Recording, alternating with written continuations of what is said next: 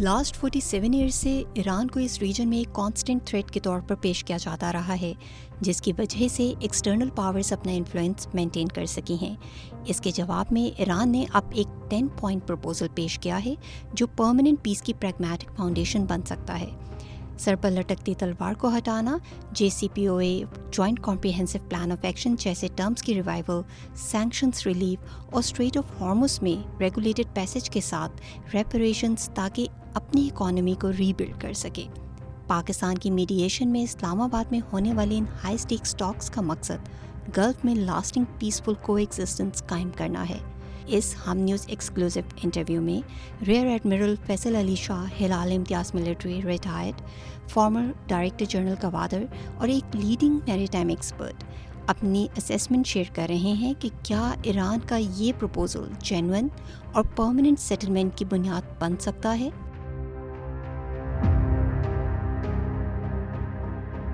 देखें, जो ईरान के पॉइंट्स हैं उनकी तरफ से परमानेंट सोल्यूशन के लिए, वो काफ़ी प्रैग्मेटिक हैं, primarily because Iran wants to have a very peaceful coexistence in the region, और वो चाहता है कि ये जो तलवार एक लटकती रहती है उसके सर पे, उसको रिमूव कर दिया जाए। वी नीड टू अंडरस्टैंड कि ईरान ये क्यों ऐसे कह रहा है। देखिए, पिछले 47 साल से अमेरिका ने ईरान को एक थ्रेट बना के इस रीजन में पेश किया, और उस थ्रेट की बेस पे अमेरिका ने अपना पॉलिटिकल, इकोनॉमिक और मिलिट्री इन्फ्लुएंस इस रीजन में मेंटेन किया है।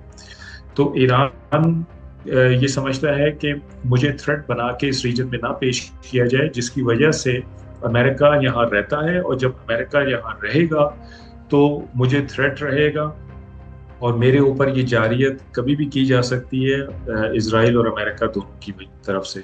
तो उसका जो सबसे फोरमोस्ट पॉइंट है वो बेसिकली यही है कि ये war once and for all ख़त्म की जाए।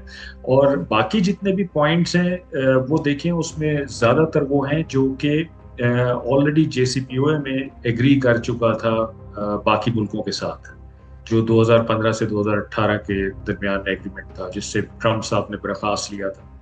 तो बाकी पॉइंट्स कोई इतने ज़्यादा नए नहीं हैं, लेकिन ये पॉइंट सबसे ज़्यादा अहम है ईरान के लिए।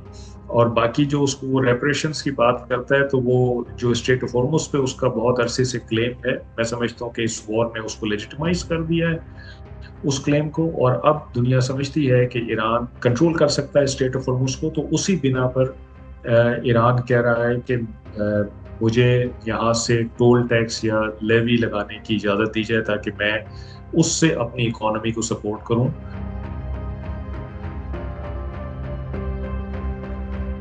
देखिए, इंडिया की इन्वेस्टमेंट है चाबहार में, वो रेजिस्ट कर रहे थे, लेकिन ये अमेरिकन प्रेशर को रेजिस्ट कर रहे थे वहाँ से निकलने के लिए, लेकिन बिलाखिर उनको निकलना पड़ा।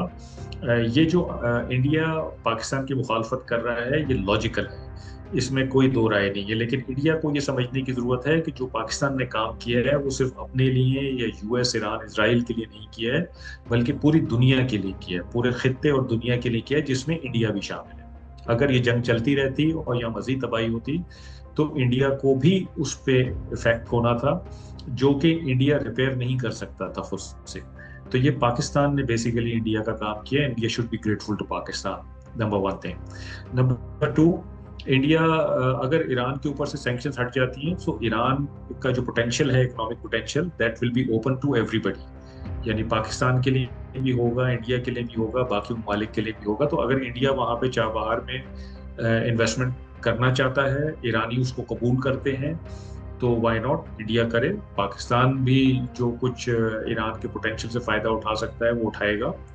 लेकिन ये बात इंडिया को याद रखनी चाहिए कि इंडिया पिछले 2-3 सालों में बतदरीज तनज़ुली का शिकार हुआ है, ओवरसीज टेररिज्म में पकड़ा गया है, कतर में उनके लोग स्पाइंग करते हुए पकड़े गए हैं, और ईरान में उनके लोग इसराइल के लिए स्पाइंग करते हुए पकड़े गए। तो इंडिया को ये डैमेज रिपेयर करना बहुत मुश्किल है।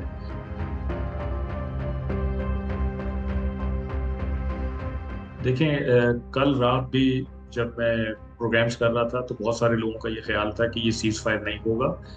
रात को खबरें ये आ रही थी कि ईरान ने अमेरिका से बात करना बंद कर दिया है, लेकिन मेरा ये बिल्कुल फर्म स्टांस था कि सीज फायर हो जाएगी, and having known Iranians and work with them for years, I know कि ये जो नर्व गेम ऑफ नर्व्स होता है इसमें ईरानियंस बहुत माहिर हैं और अपने ओपोनेंट को ये बिल्कुल एंड तक लेके जाते हैं और उसके बाद ये डील करते हैं। तो बिल्कुल ऐसा ही हुआ है कि ये बिल्कुल एंड तक लेके गए अमेरिकन को, और 2 घंटे पहले डेडलाइन से इन्होंने डील कर ली है। मैं अब भी ये समझता हूँ कि ये इस 2 हफ्ते में जो फाइनल एग्रीमेंट है वो भी हो जाएगा दोनों के बीच में। और उसकी बेसिस ये है कि ईरान पहले भी JCPOA साइन कर चुका है, जिसमें कमोबेश यही शराइत थी और उसने सारी मानी थी। एक कुछ शराइत अभी हैं जो कि नई हैं, लेकिन मेरा ख्याल है कि वो निगोशिएबल हैं, वो बातचीत उन पे हो जाएगी और ये परमानेंट सीज फायर में तब्दील हो जाएगा, एग्रीमेंट हो जाएगा। और जो ईरान का एक खदशा है कि मेरे ऊपर दोबारा अटैक नहीं होना चाहिए, मुझे लगता है कि वो भी पूरा हो जाएगा, मतलब वो भी एड्रेस हो जाएगा।